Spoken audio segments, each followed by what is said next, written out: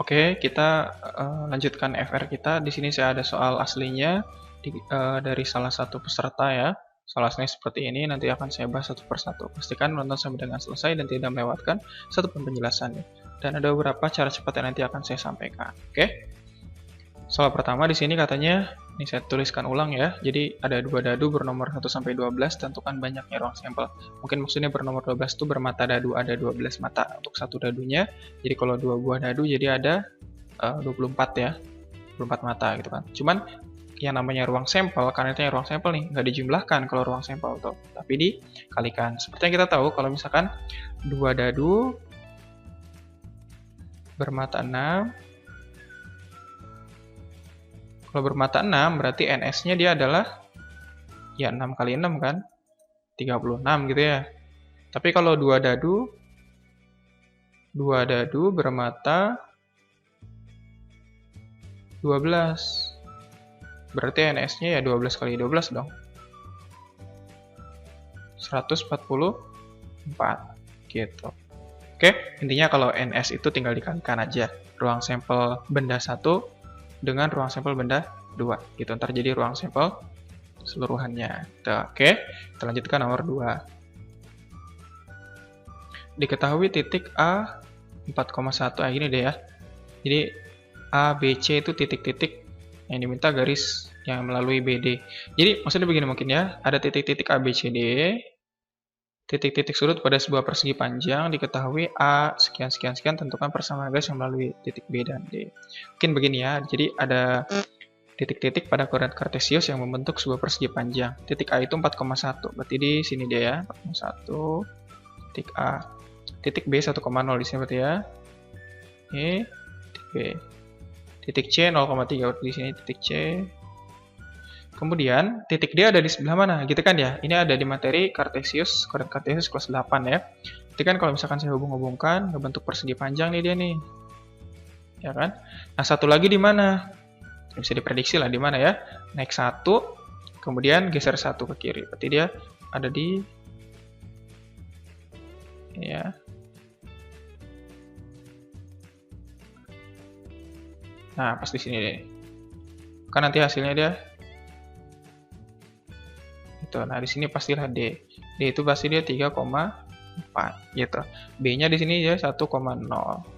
Persamaan garis yang melalui B dan D. Ya udah pakai rumus yang Y min Y1 per Y2 min Y1 sama dengan X min X1 per X2 min X1. Y min Y1-nya 0, Y2-nya 4 kurang 0. X min 1 per 3 min 1. Jadinya 2Y sama dengan 4X min 4 atau Y sama dengan 2X min 2. Nah, kurang lebih seperti inilah ya untuk menentukan persamaan garis yang melalui B dan D. Bisa lah insya Allah ya. Yang nomor 3, katanya di sini yang diminta tentukan jarak AC melalui B. Jawaban saya tadi 2A tapi tidak ada di opsi. Kita pakai aturan cos ini ya. Jadi kan gini, kalau cos alfa itu sama dengan AB kuadrat ya.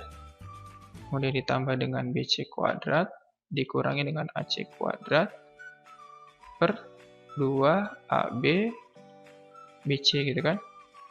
Ini kita ganti. Cos alfanya jadi cos 120. Cos 120 berapa? Minus setengah ya. Berarti minus setengah sama dengan AB kuadratnya A kuadrat ditambah BC kuadratnya tetap ya. Dikurangi dengan AC kuadrat berarti A akar 3 kuadrat jadi 3 kuadrat ya. Dibagi dengan 2ABAC berarti 2 kali A. Oh, ABBC sorry, kali BC. 2-nya coret berarti kali silang sini ya, jadi min ABC sama dengan A kuadrat plus C kuadrat. Oh sorry, ini bisa dikurangi langsung ya. A kuadrat sama min 3A kuadrat, jadi min 2A kuadrat. Nah sebenarnya di sini bisa kita misalkan variabel baru ya. BC-nya ini jadi X gitu kan. Jadi kalau BC itu sama dengan X, maka kita punya X kuadrat min 2S plus ya, plus 2B plus 2X ya, plus AX min 2 kuadrat sama dengan 0. Nah ini bisa difaktorin ini. X plus 2A, X min A gitu kan, sama dengan 0. Maka X sama dengan min 2A, X sama dengan A. Nggak mungkin X sama dengan min 2A ya, ini tidak memenuhi. Nggak mungkin negatif jaraknya ya. Pastilah yang diambil X sama dengan A. Maka kita punya, maka BC-nya sama dengan A. Karena BC sama dengan A, jadi kan katanya A ke C nih, tapi melalui B, berarti AC itu sama dengan AB tambah BC kan? Iya, berarti A tambah A, jadinya 2A. Tapi katanya nggak ada di opsi, ya udah kalau nggak ada di opsi ya. Pilih aja option C. Biasanya sih nggak bakal jauh beda, biasanya option itu yang paling memungkinkan si pembuat soal biasanya naruhnya di C untuk jawaban benar. Itu dari versi saya sih ya, tapi silakan Bapak Ibu Guru kalau punya cara lainnya. Nah, di sini dia ada nih integral dari trigonometri. Ingat, integral sudah saya jelaskan, silakan untuk belajar lebih lanjut, linknya saya taruh di sini ya, ada link yang tersini muncul. Nah, gitu, oke. Silakan diklik aja nanti. Oke, di sini ada integral dari cos kuadrat 2x. Ini kita rubah dulu, jangan langsung diintegralkan, karena cos kuadrat 2x nggak ada integralnya. Rubah ke dalam bentuk yang linear dulu. Setengah plus setengah cos 4x dx gitu ya.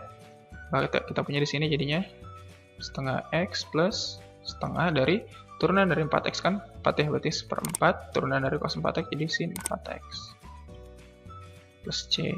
Pokoknya lebih lengkap udah saya bahas di pembahasan integral trigonometri ya. Setengah x plus 1/8 sin 4x plus c. Cepet ya, soalnya cepet karena kendala dari beberapa teman-teman kita itu adalah di waktu aja. Sebenarnya soalnya nggak begitu susah, hanya kendala di waktu saja. Kita harus cepat aja pokoknya. Semakin banyak kita latihan, selalu kita punya cara cepatnya sendiri. Nah, untuk bentuk yang perkalian trigonometri itu nggak boleh kalau bentuk sin. Yang boleh itu hanya sekan tangan, kalau nggak kosekan kotangan itu yang boleh. Sedangkan ini harus dirubah dulu dalam bentuk ini dia. Min setengah. Ini kan kalau sin dia artinya cos min cos ya. Berarti kan ini cos, ini A, ini B. A plus B jadi 8x ya. Kemudian dikurangi, kalau sin dia dikurangi ya. Sekarang cos A min B jadi 2x kan. dx. Maka min setengah integralnya berapa nih? 1/8 sin 8x min setengah sin 2x plus c. Insya Allah ini bisa cepat kalau misalkan kita udah tahu gitu kan ya, merubahnya ke arah mana. Sekali lagi penjelasannya sudah saya jelaskan di video yang sudah saya upload sebelumnya. Gitu. Oke. Jadi kalau misalkan saya di sini ada keliru hitung dikit mungkin bisa diperbaiki. Tapi dari segi konsep harus dirubah dalam bentuk penjumlahan atau pengurangan. Karena ini nggak ada integralnya, ini pun nggak ada integralnya langsung gitu ya, harus dimodifikasi dulu. Oke, lanjutkan sama saya. Tentukan turunan dari f kuadrat x soal seperti ini ada 2 katanya. Nah, jadi gini, misalkan saya punya gx, katakanlah gx itu adalah sebuah fungsi yang punya pangkatnya, punya pangkat lah gitu kan ya, pangkatnya n. Maka g aksen x itu caranya turunin dulu aja pangkatnya jadi n fx pangkat n min 1 tapi dikali dengan apa, turunan si fx nya jadi f aksen x gitu. Oke, ini pun sama, berarti saya misalkan deh gx itu adalah f kuadrat x, maka f kuadrat x adalah 2x plus 1 pangkat 3, maka g aksen x sama dengan, nah, turunkan dulu aja pangkatnya, D3 dalam kurung 2x plus 1. Ini kuadrat berarti kan pangkatnya turun 1 dikali dengan turunan si di dalamnya. Berarti 6 dalam kurung kuadrat gitu ya. Nah, gitu. Oke, ini G aksen X. G aksen X itu adalah turunan dari F kuadrat X. Bisa ya? Insya Allah bisa. Nah, ini dia integral luas integral ya, cari luas lewat integral dari grafik. Ada 2 soal kayak gini, saya buatlah begini soalnya. Jadi kalau ada daerah tertutup yang full yang diminta yang tertutup gitu kan ya, full yang dimintanya, artinya nggak sepotong doang gitu ya, langsung aja pakai rumus dividi ya, D akar D per 6A kuadrat C, biasanya sebutnya dividi. Nah, sekarang nyari D-nya itu gimana? Untuk mencari D, diskriminan itu gitu ya, maka nanti D itu sama dengan B kuadrat min 4AC.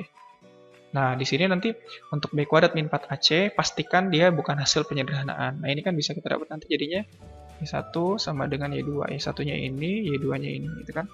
Jadinya X kuadrat plus X min 2 ya, sama dengan 0. Nah, gitu kan.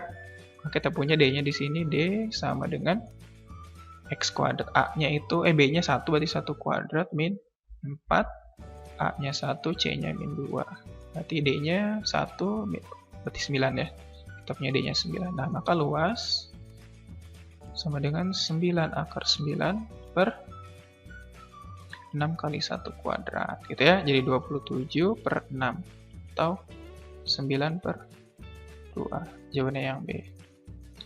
Nah, sekali lagi catatan dari saya, ketika membuat persamaan kuadrat dari dua persamaan yang ada, itu jangan disederhanakan. Oke, kalau disederhanakan nanti jawabannya beda lagi. Oke, kemudian, nah ini nomor ini dia nih. Caranya gimana, ini tinggal kali. Kalau dia nyebut rumus ikan gitu kan, katanya kali ini kali ini. Kalau yang ditanya F-nya, kan F itu sama dengan 3 dikali 14 ditambah dengan 7 kali 8, gitu kan. Dibagi dengan apa?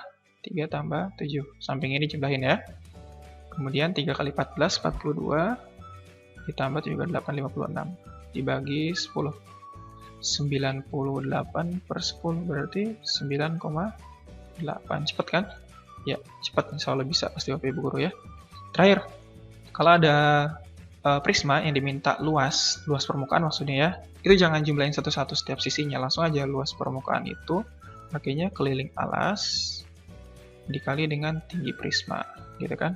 Keliling alasnya berarti 4 tambah 2 tambah 2 akar 5 dikali dengan 3. Berarti 6 plus 2 akar 5 dikali 3. Gitu kan ya? Maka kita punya 18 plus 6 akar 5. Nah, cepat ya. Sekali lagi, kita yang dikejar adalah waktu. Konsep saya rasa Bapak Ibu Guru bisa semua, hanya waktu saja yang perlu di manajerial yang bagus gitu manajemennya. Oke, sampai di sini dulu. Jangan lupa tetap stay di channel Guru MTK untuk mengetahui update-update terbarunya. Ini bagian 1, insya Allah nanti akan segera ada lagi bagian keduanya. Jangan sampai kelewatan.